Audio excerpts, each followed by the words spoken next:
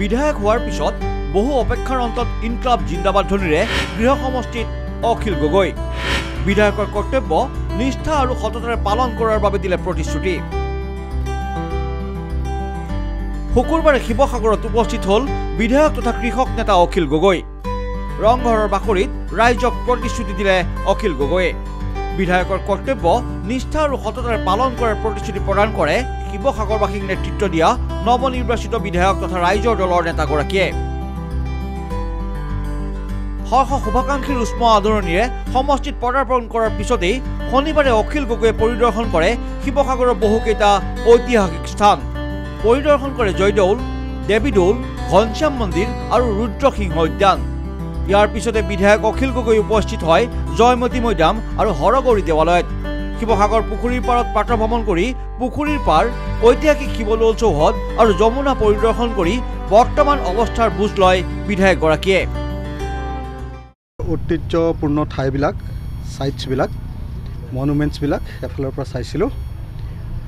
দুইটা বৰপুখুৰী আৰু শিৱসাগৰ পুখুৰী, জয়সাগৰ পুখুৰী, তাৰপিছত ৰংঘৰ, তলাতল ঘৰ, ফাকুৱা দৌল, আমাৰ ঘনশ্যামৰ ঘৰ, গোলাঘৰ, এই আটাইবিলাক বস্তু এফালৰ পৰা চাইছিলোঁ। আৰু চাই দেখিলোঁ যে এটা মৃত জাতিৰ যিটো হয় আৰু এটা জীৱিত জাতিৰ এইবিলাক বস্তু নিজৰ সম্পদবিলাক সদায় ভাল হৈ থাকে আৰু এটা মৃত জাতিৰ নিজৰ সম্পদবিলাক সদায় ধ্বংস হৈ যায়। উৱলি গৈছে, জহি খহি গৈছে বাউণ্ডেৰী ৱাল। আপুনি আচৰিত লাগে যে ৰংঘৰৰ বাউণ্ডেৰী ৱাল ভাগি গৈছে। ইয়াৰ উপৰিও দিখৈ নৈৰ ওপৰত থকা কপিকলযুক্ত দলংখনৰো বুজ ল'লে বিধায়কগৰাকীয়ে। এই পৰিদৰ্শন কালত শিৱসাগৰ নগৰৰ ঐতিহাসিক স্থানসমূহৰ বেদখল প্ৰত্যক্ষ কৰি উদ্বিগ্ন হৈ পৰে বিধায়কগৰাকী।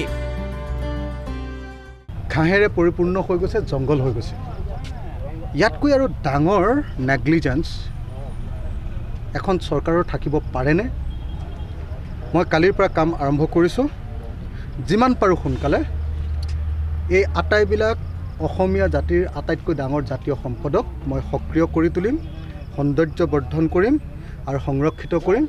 আৰু যদি সংৰক্ষিত নহয় তেতিয়াহ'লে এই ডিপাৰ্টমেণ্টবিলাক প্ৰত্যেকেই কৈফিয়তৰ সন্মুখীন হ'ব লাগিব। অসম চৰকাৰ কৈফিয়তৰ সন্মুখীন হ'ব লাগিব।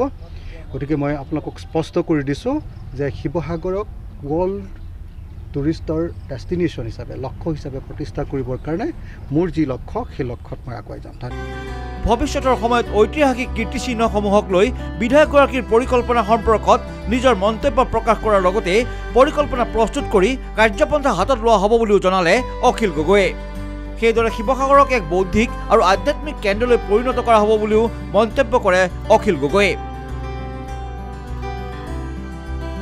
শিৱসাগৰৰ পৰা অনন্ত স্মিথৰ ৰিপৰ্ট, ইটিভি ভাৰত অসম।